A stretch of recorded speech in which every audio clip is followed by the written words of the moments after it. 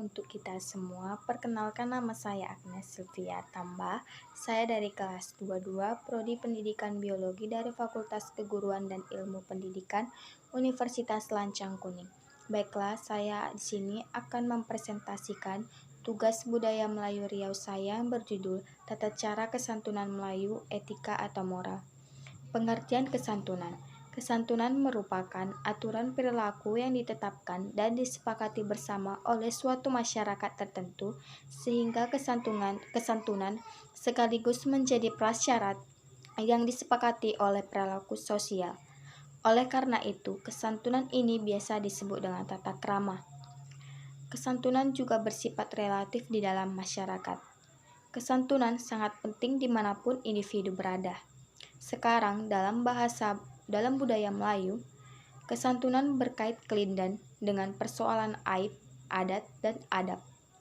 Ketidaksantunan sama dengan membuka aib, tidak beradab, dan melanggar adat. Oleh karena itu, kesantunan dianggap sebagai salah satu pertaruhan hidup orang Melayu sejati. Kesantunan berhubungan dengan bahasa dan perilaku. Berkenaan dengan bahasa, Pujangga Melayu Raja Ali Haji pada tahun 1809 sampai 1873 dalam bukunya Bustan al-Katibin menulis adab dan sopan santun itu daripada tutur kata juga asalnya. Kemudian baharulah pada kelakuan. Tutur kata merupakan inti dari kegiatan berbahasa. Menurut Raja Ali Haji, agar dapat mencapai tingkat berbahasa yang beradab dan sopan itu, orang memerlukan ilmu al-kalam atau pengetahuan dan bahasa atau percakapan yang diperoleh melalui kehendak yang kuat dan kegiatan mengulang-ulang menghafal, berbincang untuk mengingat-ingat dan meneliti kembali. Bahasa yang beradab, sopan dan santun itu dengan demikian adalah kegiatan yang harus dari akal budi atau pikiran dan hati ke lidah. Dengan demikian, bahasa dalam adat dan budaya Melayu memiliki fungsi yang utuh. Yang pertama, sebagai alat komunikasi, yaitu menyampaikan, menerima pesan, atau pernyataan pikiran dan perasaan. Yang kedua, penanda jati diri, yaitu menunjukkan siapa dan dari mana orang tersebut. Yang ketiga, cermin budi, artinya memantulkan gambaran pribadi seseorang sebagai makhluk sosial. Fungsi penanda jati diri dan cermin budi menegaskan kaitan erat antara bahasa dan etika dengan etiket. Dalam adat budaya Melayu, dari bagaimana bahasanya, orang dapat menentukan di mana posisi penutur bahasa tersebut dalam ranah etika dan adab. Ingat, hendak mengenal orang berbangsa, lihat kepada budi bahasa yang terdapat pada Raja Ali Haji, yaitu Gurindam 12. Tindakan berbahasa yang santun itu sekurang-kurangnya mencakup kemampuan memilih kata atau ketetapan bahasa dengan pikiran dan perasaan yang hendak dikemukakan dan kearifan merangkai kata sebagaimana dikemukakan Pujangga Tenas Effendi pada tahun 2010. Adat dan adab Melayu membedakan pemakaian bahasa dalam 3 kelompok, yaitu yang pertama, bahasa mendaki, digunakan oleh orang muda terhadap orang yang lebih tua atau orang yang lebih rendah kedudukannya terhadap orang yang lebih tinggi kedudukannya. Yang kedua, bahasa mendatar, digunakan antara sama sebaya atau sama yang berkedudukan setara. Yang ketiga, bahasa menurun, digunakan orang yang lebih tua atau lebih tinggi kedudukannya terhadap yang lebih muda atau lebih rendah kedudukannya.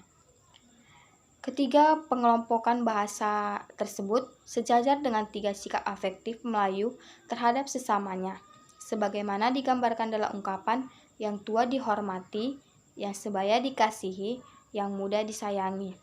Tindakan kebahasaan yang santun dan bermarwah ialah berbahasa yang mengedepankan adab, sesuai dengan nilai-nilai asas adat dan budaya Melayu, serta norma-norma sosial. Dari Kasana Petuah Melayu, Tenas Effendi mencatat tindakan kebahasaan yang dikatakan santun itu mencakup: yang pertama, berbual, adat berbual mengandung akal; yang kedua, berbicara, adat berbicara berkira-kira; yang ketiga, berbisik, adat berbisik-bisik berbaik-baik; yang keempat, berujar, adat berujar bertunjuk ajar. Yang kelima, bertutur, adat bertutur menuruti alur. Yang keenam, berbincang, adat berbincang menuruti undang. Begitulah dalam budaya Melayu, bahasa dan etika merupakan hal yang sebati, dan disimpul kesebatiannya itu memancarkan harkat, martabat, dan marwah seseorang di tengah-tengah kelompok, kawan, dan bangsanya. Baiklah, di sini saya akan mencontohkan bagaimana tata cara kesantunan Melayu. Yaitu contohnya kita ambil dari dunia sekolah antara murid dan guru. Misalnya ada seorang guru yang bernama Ibu Cici yang sedang mengajar di kelas 2 SD, di mana dia memiliki 2 orang murid. Yang pertama ada Gesta dan Atik.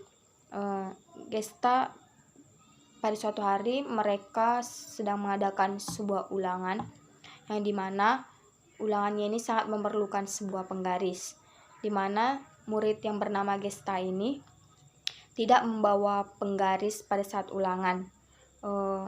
Lalu dia langsung mengambil penggaris dari temannya tersebut yang bernama Atik.